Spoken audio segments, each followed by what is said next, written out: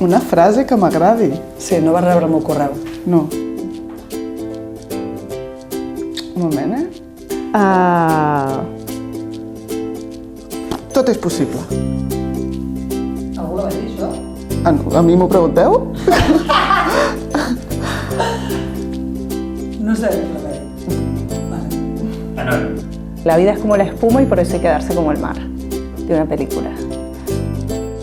Que la vida és com anar en bicicleta, que per mantenir l'equilibri t'has de continuar movent. El primer paso hacia la felicidad es dar a las cosas sus nombres correctos. Es un proverbio chino. Doncs Nadim Margulis diu: la vida és una unió simbiòtica i cooperativa que permet triomfar als que s'associen. I em sembla que és aplicable a totes les esferes vitals. Lo único constante en biología es el cambio. Así. Hi ha tantes maneres de viure que sorprendre't en alguna és quasi un acte de mala educació. I m'ajuda, no? Perquè al final és com ser conscients que la diversitat és molta i és una actitud que et fa ser més empàtic amb la vida i amb els altres. No sé, per què tot és sempre tan difícil? Qui la va dir? No, la dic jo constantment, perquè fins i tot la cosa més insignificant que hauria de ser simple acaba costant més del que havies previst. Per un món on siguem socialment iguals, humanament diferents i totalment lliures.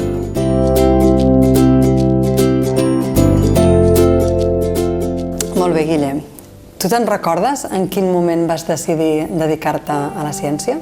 Durant una estada que vaig estar fent a Nicaragua, un país molt bonic, i allà vaig descobrir que m'agradava molt plantejar-me preguntes, pensar experiments, portar-ho a terme en el camp. Tendría como 9 años. Había unas enciclopedias en casa y había una enciclopedia que ponía la polución y yo no sabía qué era. Bueno, més o menys. Vull dir, no va ser un clic. Yo era la típica friki que le encantaba la física, le encantaba la química, le encantaba la literatura, le encantaba la biología. Des de joveneta jo crec que sempre he tingut com molta curiositat. Y yo me acuerdo que mi profesor de biología me dijo: tú eres biología. Y yo le dije: no me agobies. Sí, jo crec que va ser després del màster. Mai hagués dit que em dedicaria a la ciència. I et va inspirar algú? Jordi Martínez Vilalta. No ho sé ben bé. Jo crec que va ser culpa del Carl Sagan. Un libro que descubrí que fue el del origen de las especies, de Darwin. La meva germana també es dedica a la recerca. Supongo que mi hermana un poco, que siempre ha sido un poco el modelo, ¿no? Como es la hermana mayor. Sempre ha sigut una influència molt important també per mi. No solo en Darwin, sino en Edward Wilson, La profe de biologia. en Richard Dawkins Sonará cliché, pero es que Margalef... y sobre Ramón Margalef también, sobre todo con Ramón Margalef. A mi em passa una particularitat, que és que m'ha amat molt la ciència a casa, tot i que sóc conscient que moltes dones, al no veure molts referents dones, sense adonar-te'n et desincentiva. Crec que és important i això ho explicava el... com es diu aquest presentador? Com se diu? L'astrònom. Sí, sí. Aquest, Neil deGrasse Tyson? Es diu així? No ho sé pronunciar bé. Poseu-ho bé, si surt això. Ell estava donant una conferència i algú li preguntava: per què creus que les dones no arriben tan lluny a la ciència? I ell, molt elegantment, diu: jo quan era petit i deia que volia ser científic, perquè ell és negre, li deien: però no vols ser atleta? Así. Y hablando del sistema científico en general, ¿cuál piensas que es su principal virtud y su principal defecto? Para mí que es creativo. La ciència necessita també molta creativitat. El sistema científic, la seva principal virtut és el treball col·laboratiu, en el sentit de que tothom comparteix les seves idees. Y la colaboración entre gente en general. Constantment s'està com revisant i qüestionant ell en si mateix. Que molts cops ens despertem sense pensar que anem a treballar, sense aquesta sensació de que anem a treballar. Y aportas algo a la sociedad. Para mí esto, la creatividad. Si tuviera que elegir uno, a mí lo que más me gusta de la ciencia es la creatividad. Aquest sistema que va començar d'aquesta manera s'ha convertit en una carrera per qui publica més. El sistema científic no valora la gent més brillant, això n'estic convençuda, valora curses de resistència. Qui és capaç de durar més? Per mi és la gran competitivitat que hi ha en el món científic. Publiquem massa. Pensem massa poc, per tant publiquem coses que no són necessàries. A part hi ha tota una dinàmica de privatització de continguts, que és molta recerca feta amb fons públics. Has de pagar per publicar-la, has de pagar per llegir-la. No està a l'abast de la majoria de la població, no es pot consultar. Una maquinaria de producció. La manera de funcionar capitalista portada a la producció científica també, no? Però no ens organitzem suficientment com per fer-hi front. Como somos más burros, nene, mucha inteligencia. Explicado de formas muy diferentes y todas muy poéticas, me encanta. Durante tu carrera profesional, ¿qué barreras o dificultades te has encontrado? ¿O alguna que piensas que te vas a encontrar? Como valoran a un científico antes y ahora, es por lo que produce, por lo que comunica, ¿no? I la pregunta era? Haver de treballar sense cobrar, per exemple, per acabar la tesi. Sobretot continuïtat a nivell de finançament, és a dir, de sou en últim terme. Se'ns demana que ho publiquem tot en anglès. Porque como me fui 4 años de la investigación, al volver hay muchas becas, sobre todo en España, que yo no puedo pedir, porque se me ha pasado el arroz científico, dicho así en grosso modo, ¿no?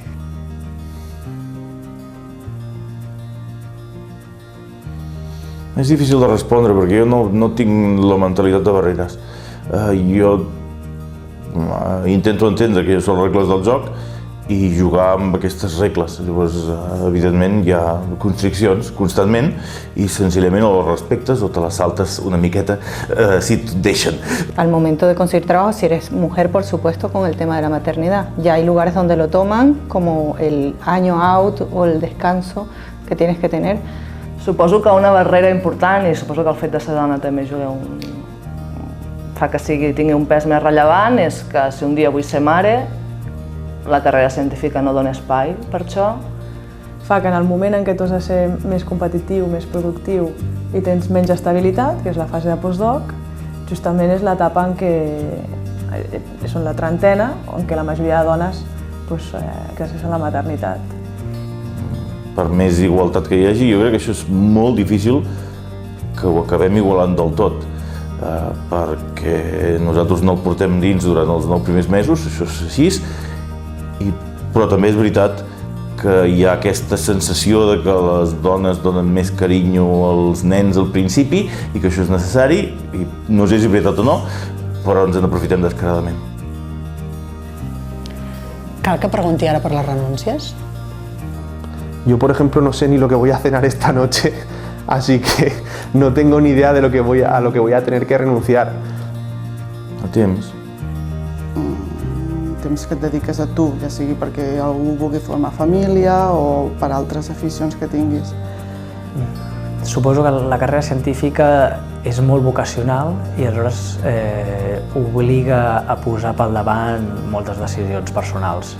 Hombre, renuncias un poco a vida personal. Esto es verdad. Y sobre todo cuando tienes que mudar.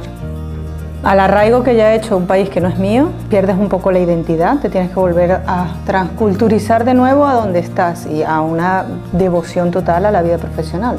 Potser has de renunciar a veure fer-se grans els teus pares. Porque esto conlleva que pierdes amigos, pierdes identidad, pierdes maneras de comer, pierdes todo, el clima, entonces... Intentaré no haver-ho de fer. És que una cosa és a què hauria de renunciar i l'altra al que estaria disposada. Espero no renunciar a règim que sigui important per mi. No ho sé. No sé. Creus que el fet de ser dona o el teu gènere ha sigut rellevant a l'hora de fer una presentació en un congrés o alguna defensa en un tribunal o en algun moment de la teva carrera científica? Sí.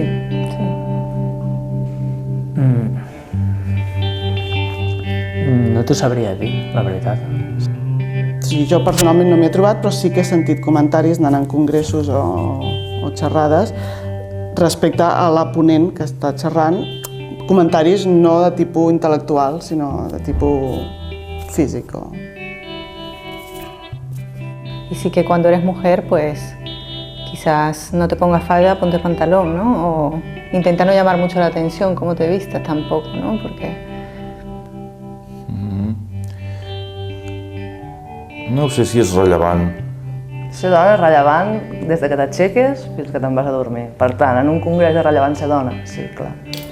Per mi, personalment, jo ni hi penso. És perquè no m'he trobat mai amb cap impediment pel fet de ser home. Si ets dona, saps que en totes les esferes de la vida hi ha moments en què notes aquests micromasclismes, gestos, diferències. A mí no. A mí no, pero porque soy hombre. Pero dudo de que alguna mujer no haya tenido problemas por esto.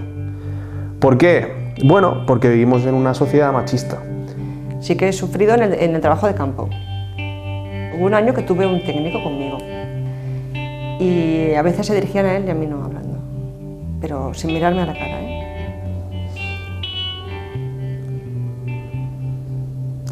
No he percebut dificultats associades al fet de ser home. Sí, hi ha una anècdota que vaig llegir per Twitter, que era en un congrés allà present, bueno, tota la gent allà, i el presentador li diu senyora o senyoreta? I la dona diu doctora. Saps, en plan, a veure, és evident. ¿Tú cómo te ves de aquí 10 años?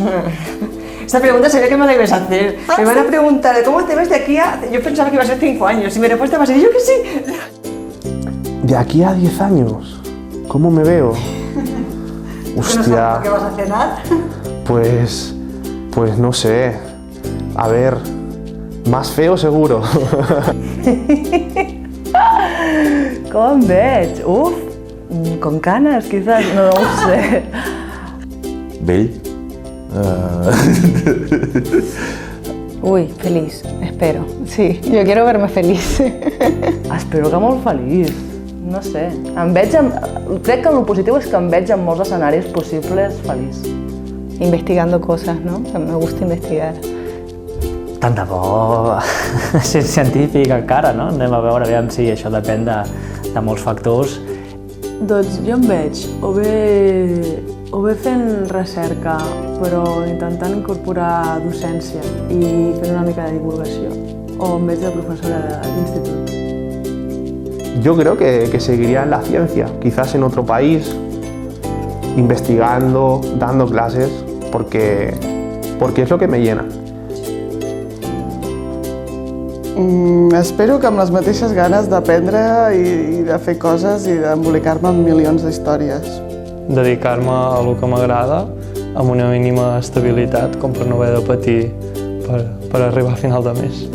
Amb una dificultat clara per seguir el ritme de l'evolució de la tecnologia. I estic una mica espantat. Con plaza fija, plaza de profe. A mí me gusta dar clases, yo lo echo de menos. Muy bien, me ha encantado. Qué guay, muy bien. ¿Ya? Sí, sí, sí.